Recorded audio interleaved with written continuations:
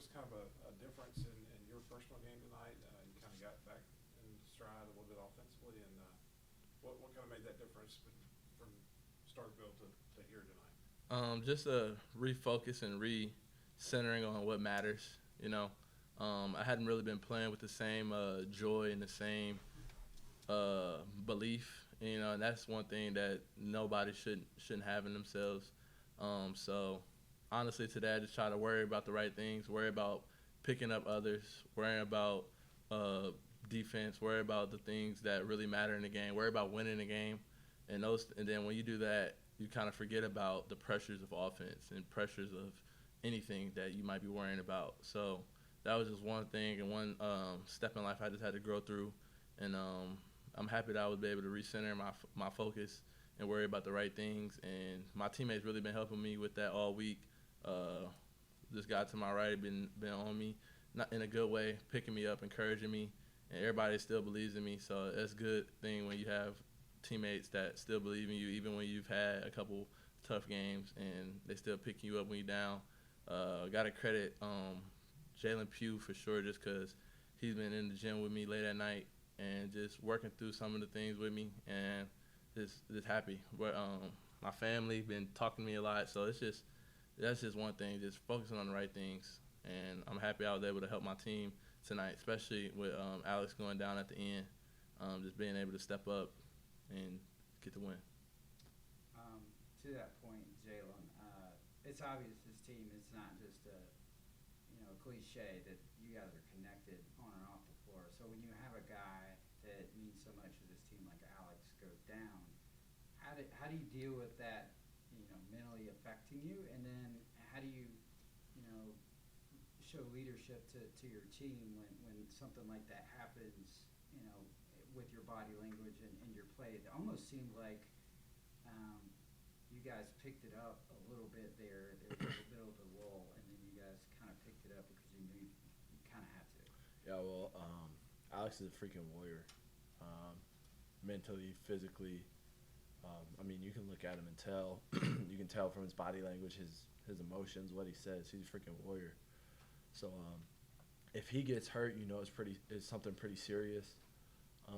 So for me, as a leader, what I thought was ultimately that he would be very disappointed in us if we didn't get it done. Um, if he didn't, if he find out that we were up however much we were when he went down, and we didn't get it done, he would be very upset.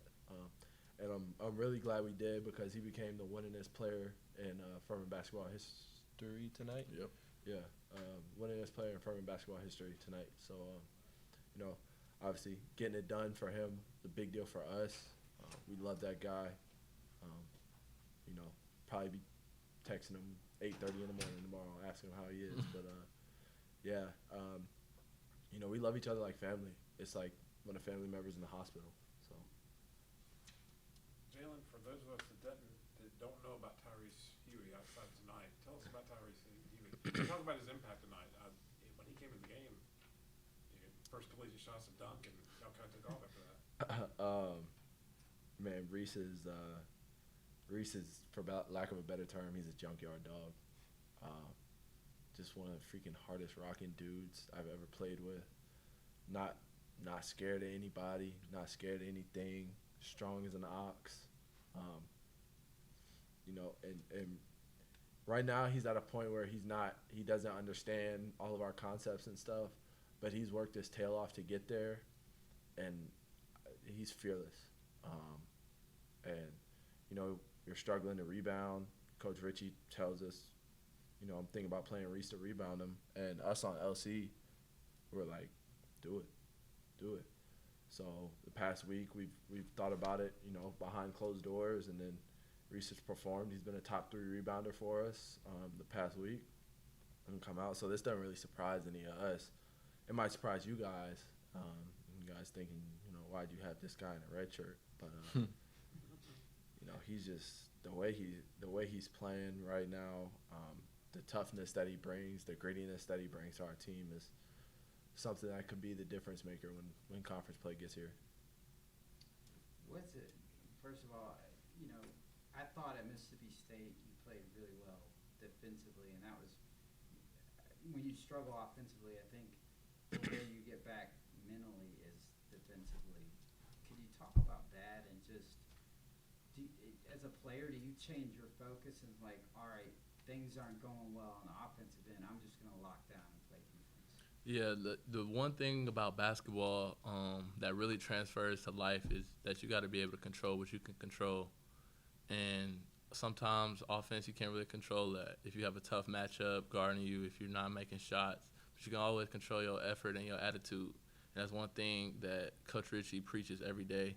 And that's the one thing that defense is mostly attitude and effort. So whenever things aren't going for you, you have to center your focus on what you can control. You can always control if you're going to box out. You can always control if you're going to fight on defense.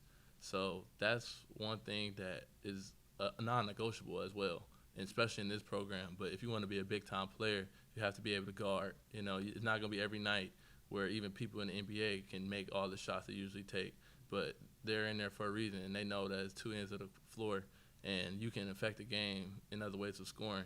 And we've seen that tonight. Alex Hunter is the hottest player in the country right now, and he only had 5 points, but we still won. He still guarded the best player on the other team all night, made it tough for him. So that's basketball, and that's showing character when you worry about what you can control. Can we talk a little bit more about a point you just made, Mike, as we wrap up non-conference play to go into Southern Conference play? When people look at film of you guys, so like tonight, the national leader in threes doesn't hit a three. He gets 2 points, and y'all win, by double digits. You had an off night offensively at Mississippi State and nearly won on an SEC court. You've got so many different guys to think about for opponents coming up. How as important is that, and how important was tonight's? I thought tonight's first half might have been y'all's best all-around half to kind of come back from the disappointment of the other night. How important was that tonight? It's very important, and Coach Ritchie, since the season has started, the only thing he's ever stressed on us to be able to accomplish our goals is defense and rebounding. He's never once said Mike needs to average this, Alex needs to average this, Jalen Slawson needs to do this offensively. He hasn't said that one time to any of us. And when he asks us about our goals, he has no interest in our offensive goals. So we're going to be able to score. Team's going to have a hard time guarding this man one-on-one in the post, because if you help, Alex Hunter is not missing. Conley Garrison's not missing. So we know that's going to be there. But if we can really amp up our defense and just focus on that, that's the only thing we think about. If we try to worry about how teams are going to scheme to guard us, then that's not our job. But like I said before, if we can control what we can control, which is that defensive end, that's the only thing we'll have to worry about, and everything else is going to take care of itself. And we'll just look up and we'll all be averaging what we want to average, and we'll all be just winning and knocking them off one by one if we focus on defense and rebounding, like Coach says. Last question I had is I guess three of you guys, including Alex Hunter, have all had different 30-point nights. That doesn't happen often because it's hard to get 30 for one guy. So knowing that, does that kind of make you guys like, okay, so if you see one guy kind of struggling, does that make you know that, like, well, it kind of makes you more unselfish in a way, Jalen, I think? No, I would actually almost say it's the opposite. You find the guy that's hot. Mississippi State, we were all thinking in the back of our heads, okay, I got this closeout. Maybe I can attack my closeout. I beat my guy, cause a rotation. Where's Alex at? Because everything he threw up was like throwing a rock in the ocean. Louisville, same for him. What can we do? If I throw this ball to Mike and I go set him a ball screen, go into his left hand, if I get good contact, he's probably going to be able to score it. So it's more so that opposed to thinking like, you know what I mean? It's more so I'm going to find a guy that's hot opposed to. So creating space maybe. Yeah, space. I mean, that's a part of our offense. Regardless if none of us are hot, that'll actually keep us from getting hot. So offense is creating space and defense is taking it away. So Yeah, I would just say it's more so getting the ball to the guy that's hot on that particular night. Yes, sir. Thank you. I just said particular. That's